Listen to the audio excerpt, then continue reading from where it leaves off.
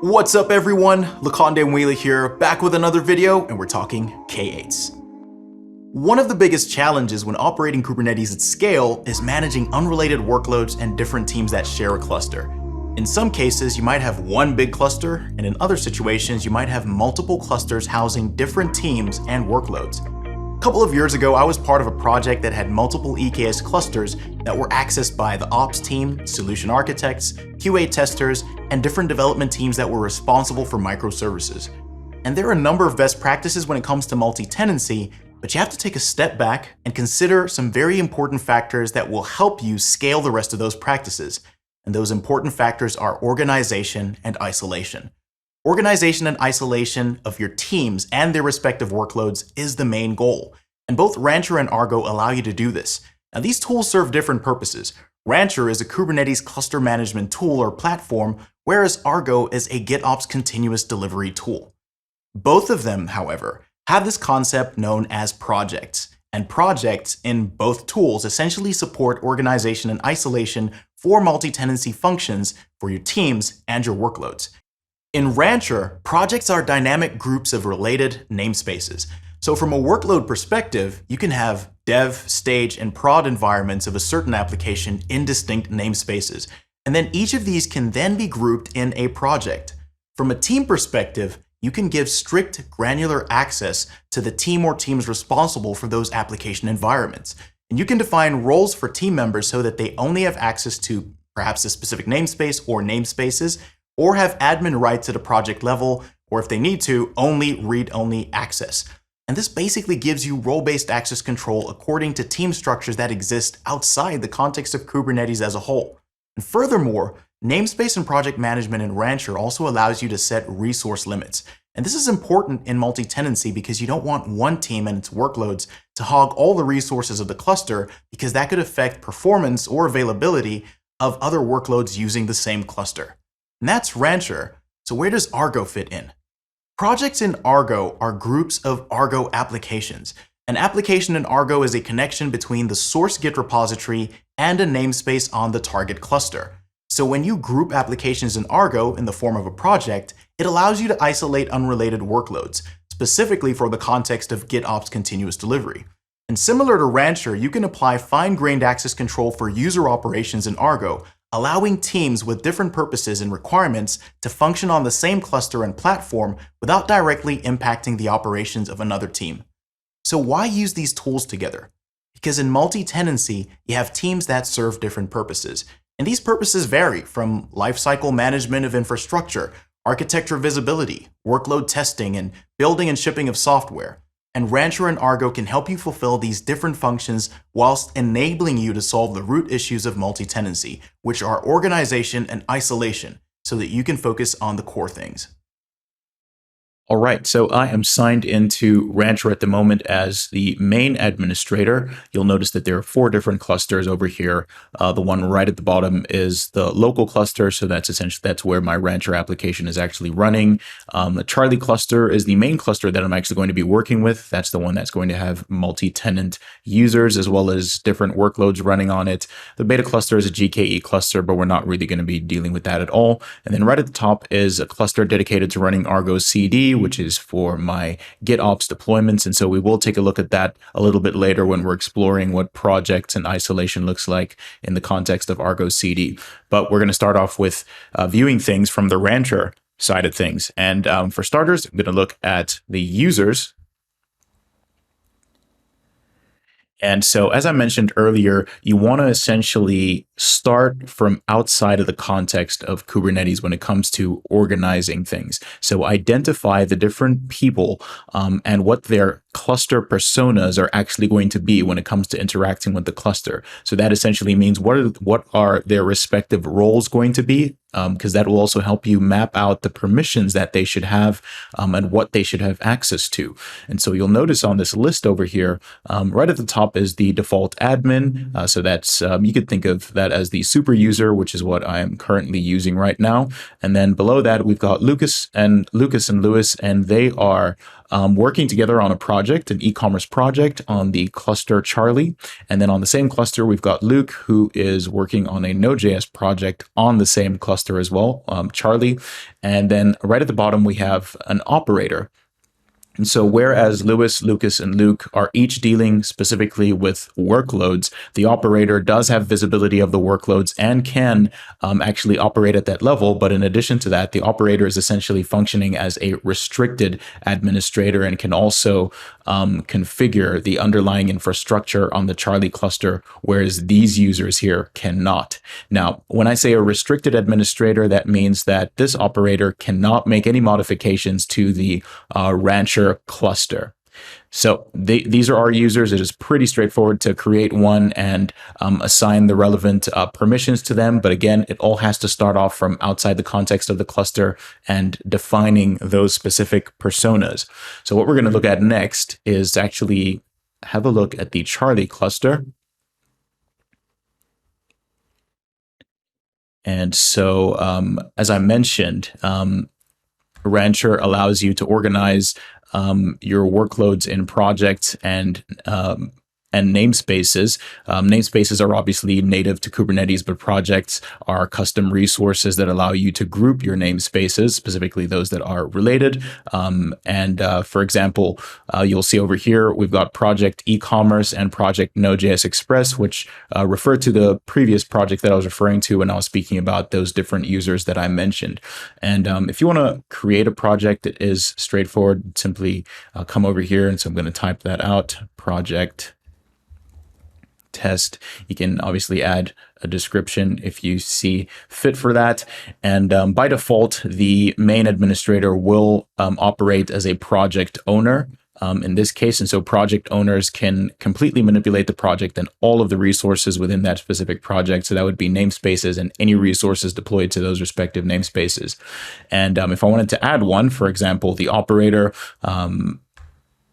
and then I would simply add the operator probably as an owner as well, because I want the operator to be able to have full access to this project, to be able to make modifications to it, etc. And then in addition to that, as I mentioned earlier, you can apply resource quotas to your project, which is really good because in the case of multi-tenancy, when you have multiple users and multiple workloads sharing the underlying resources, you want to make sure that you manage that so that there's no resource hogging in any case that will potentially affect the performance or availability of other workloads. And so this is where you could essentially apply limits, for example, to CPU. You can do that with memory as well. And not only that, if there's specific Kubernetes resources that you want to apply limits to, like pods, for example, and set a specific project limit, and you can also do set a specific default for at a namespace level. You can also carry that out with your containers. And so you'll see over here that you can set resource limits and apply specific reservations for CPU and for memory. So this is a very good practice and something that you want to be implementing when you have unrelated workloads that exist side by side. Now, as I said, I've already created the project e-commerce and the project Node.js Express. And so I'm just going to open that so that you can see what this looks like.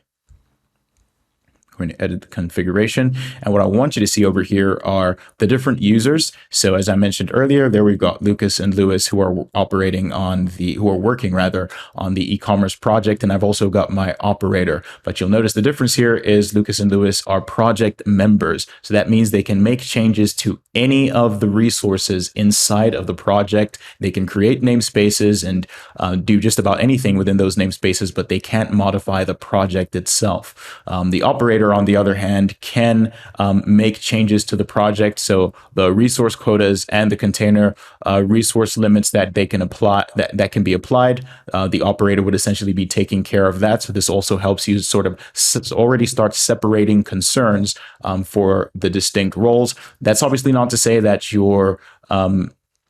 that Lucas and Lewis in this case cannot set the relevant CPU and memory requests when they're defining their workloads, for example, in deployments or for specific pods. All right. And so if we were to take a look at the other one, which is Express Node.js, very similar. The only difference is in this case, we've only got Luke who is working on this particular project, but the operator is functioning in this one as well because of their specific role. And so what I'm going to do now is I'm going to sign out, and I'm going to sign in as the operator.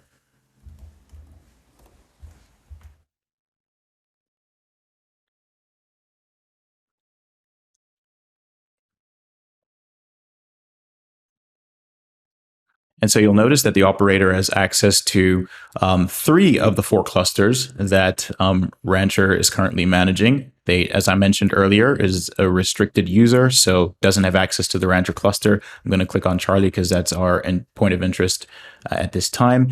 And what I want you to see is under the cluster segment, we've got projects and namespaces. So this operator has full visibility of all the projects running on Charlie, as well as the respective namespaces that exist over here. And then under that, we've also got nodes, and this is really important because the other users are not going to be able to have visibility of the nodes. And in the case that our operator actually needs to make any changes to this, I'm going to come over to cluster management, and I'm going to go to edit config.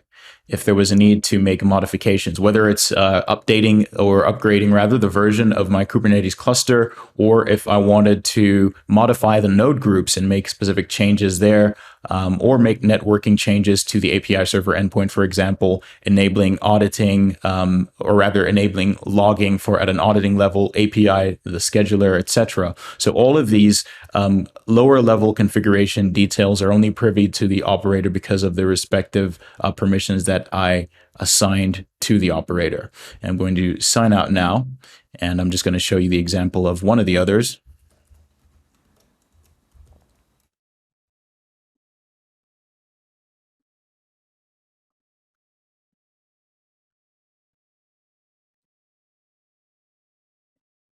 So I'm signed in as Luke, and as you can see, Luke only has access to the cluster Charlie, and under cluster, you'll notice that there's no visibility of the nodes because this user is not supposed to be concerned with that at all, so they cannot make modifications to that. And when I come to the projects and namespaces, all they can see is the Node.js Express project, and they can access the specific namespace and any other workloads that are running in this specific section. So you'll see over there, I've got different ones, but we're going to take a closer look at that when we review the Argo CD side of things. So that's the Rancher side. And as I mentioned, it's very important to understand that it all starts with identifying your cluster personas and your teams and what that looks like outside of the context of Kubernetes. And from there, mapping it to your users and their respective permissions in the context of Rancher. And that already starts to help you have organization and isolation with managing your cluster at a lifecycle level and also in an RBAC kind of level. So let's take a look at Argo CD next. All right, so we've switched context, but we're still solving the different problems that Kubernetes multi-tenancy introduces. We started off by looking at how Rancher can help us. Now we're looking at how Argo CD can help us. And for starters, I'm going to kick off with providing enablement for the different users to have the relevant authentication and authorization for access to the Argo CD UI. And we're going to be using the Argo CD config maps that allow us to do this. The first one we're looking at is actually called Argo CD CM. And remember, config maps are the Kubernetes resource that you use to store configuration data. A similar resource is secrets, but those are for sensitive data. And they work very similar. Under the data field, we have our key value pairs, and you'll see that under the data field, I've got different accounts listed. These names will look familiar to you because they are the same users that I created inside of Rancher. So now Luke, Lucas, and Lewis will not only be able to access projects on the Rancher platform, they will also be able to access Argo CD and specifically their respective projects. And so if I come over to Argo CD RBAC CM, which is the other config map, but this one specifically deals with access control. Very important. This is essentially the heart of what I've been talking about. So of course, we want them to have access to Argo CD UI, but they should only have visibility of what they should what they are working on rather. And in addition to that, if there are any modifications that they're allowed to make, this is where you'd be defining that. And that will be under the policy section. So these first few lines over here are essentially where we're defining the different permissions for specific roles. And so we've got two roles that we're dealing with here for the two different projects. We've got the Express Node.js project and the e-commerce project. And so the role for Express Node.js is this one over here, Express User RO. And you'll see that I'm attaching permissions to this specific role for them to be able to have read access to the Express project, as you can see over there. And then under that, any user that will be assuming this role will also be able to have visibility of everything under the Express Node.js project. So this is the syntax that you would use for that. So this means any application that is created under the Express Node.js project. So it works a little bit different from the permissions for the other resources, and you can see the details of that in the documentation. Then similarly for our e-commerce user role, we're attaching visibility permissions or read permissions to the e-commerce project. And very similar to the Express Node.js one, we want any user that assumes this role to be able to see every application under the e-commerce project. So this is where we're defining our permissions and attaching them to the respective roles. And then right at the bottom over here is where we are actually attaching specific roles to users. So you'll see the Express user role is being attached to Luke, and then the e-commerce user roles are being attached to Lucas and Lewis because those are the projects that they are working on. And so you could simply apply these to your Argo CD cluster, and it will implement the relevant changes. Now, the next thing we're going to look at, now that we've seen the user side of things, is the actual projects. And we're going to start off by taking a look at the Express Node.js project. Bear in mind, all of this can be done from the UI, but the nice thing of having this in code is that you can actually store it in a repository, and it can help with automating a lot of the steps to simplify configuration. Not only that, it makes things more immutable and protects you from any configuration issues that may come along the way. And so I'm not going to dive too deep into some of the details over here because I've done that in other Argo CD videos, so please feel free to check those out. But what I do want you to be able to see, obviously, you can see the name there for this specific project, and under the spec section is where we have some of the important configuration data, like the source repositories that are allowed for any of the applications inside of this project, as well as the allowed destinations. So you'll see the allowed destination in this case is the Express Node.js namespace, and this is the server URI for my Charlie cluster. You'll see that that looks very similar to the one for the e-commerce project. So name e-commerce, as you can see over there. And then when we come under here, you'll notice there are different source repos because it is an entirely different application. Under destinations, this is where you'll see namespace e-commerce, and it's the exact same URI for the Charlie cluster. But in addition to that, we've got the namespace Argo CD and the server for the local cluster. And the reason for that is because the e-commerce project is a little more complex. And so I'm following an app of apps pattern in this case. So there will be a parent application to manage the other applications that will be created. It consists of multiple ones, which we will take a look at just now. All right, and so this is the parent application for the other apps. And as you can see over here, the name is e-commerce apps. And then under the spec section, this is the project that belongs to e-commerce, which we just took a look at, and the repo URL for this. And this essentially consists of a Helm chart with templates, and those templates are where are our different child applications that are going to be created. And the reason why this pattern is very useful is because it helps you essentially optimize the process of creating applications that are related to each other.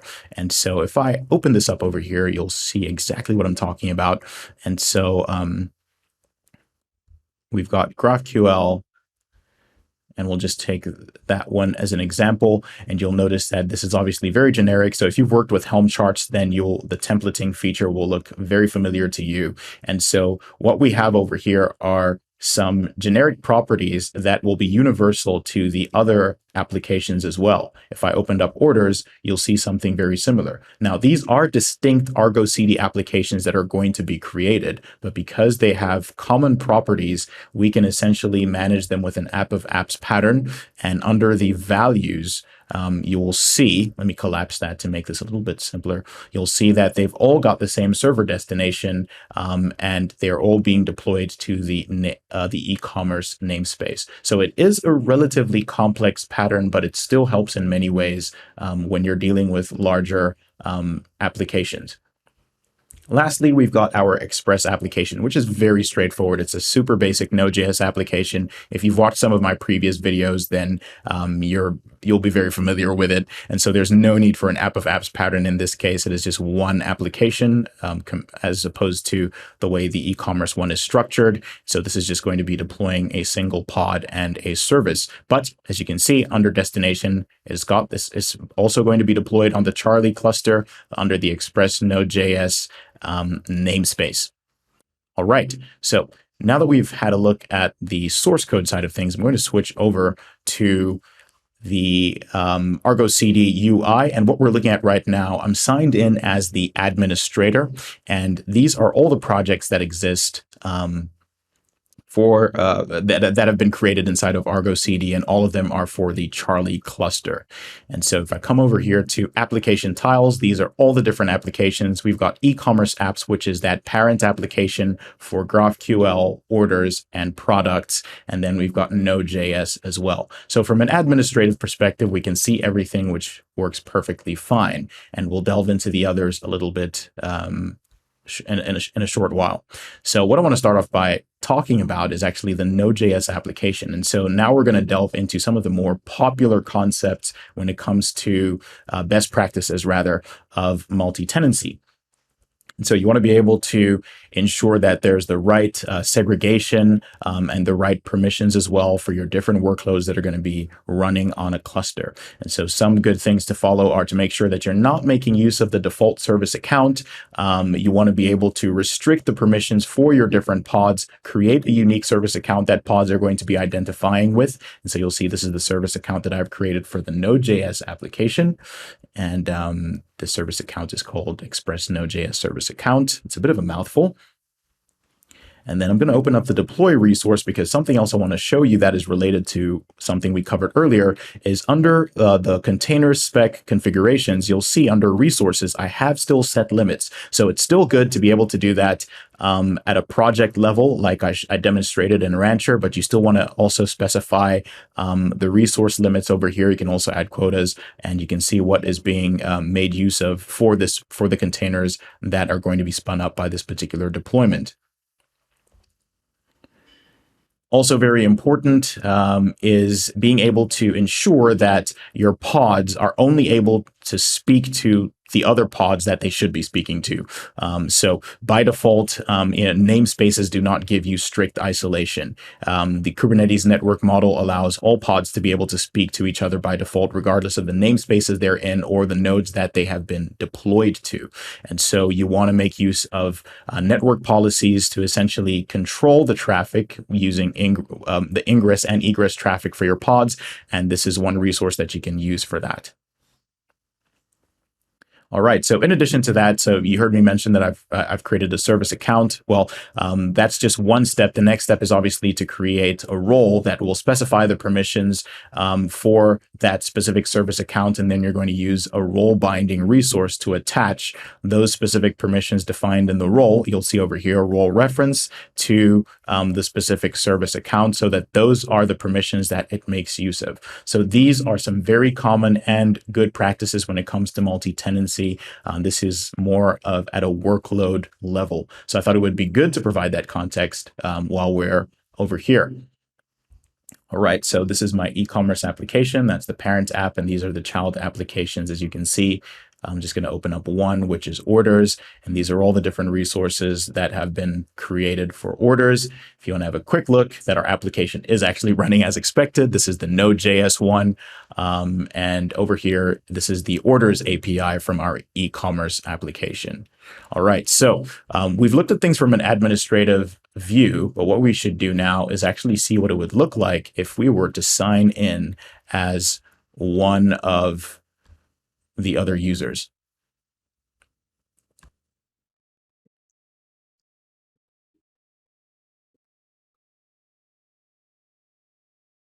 So I signed in as Luke, and you'll recall Luke is designated to the Node.js project, and this is the Node.js app that we're looking at over here. So remember, we saw that there are a number of applications that exist inside of our Argo CD instance, but all that we can see now is the Node.js application, which means that our permissions are working as expected, which is a good thing. So this is exactly what you want. You want the right kind of isolation. Luke should not be able to see anything to do with e-commerce because he is not working on that project. And so if I was to log out, I'm just going to show you the last example now with one of the other two users working on the e-commerce project.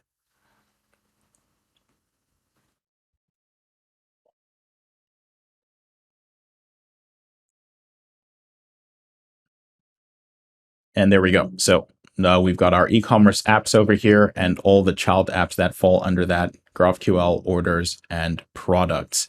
And this is exactly the way it should be.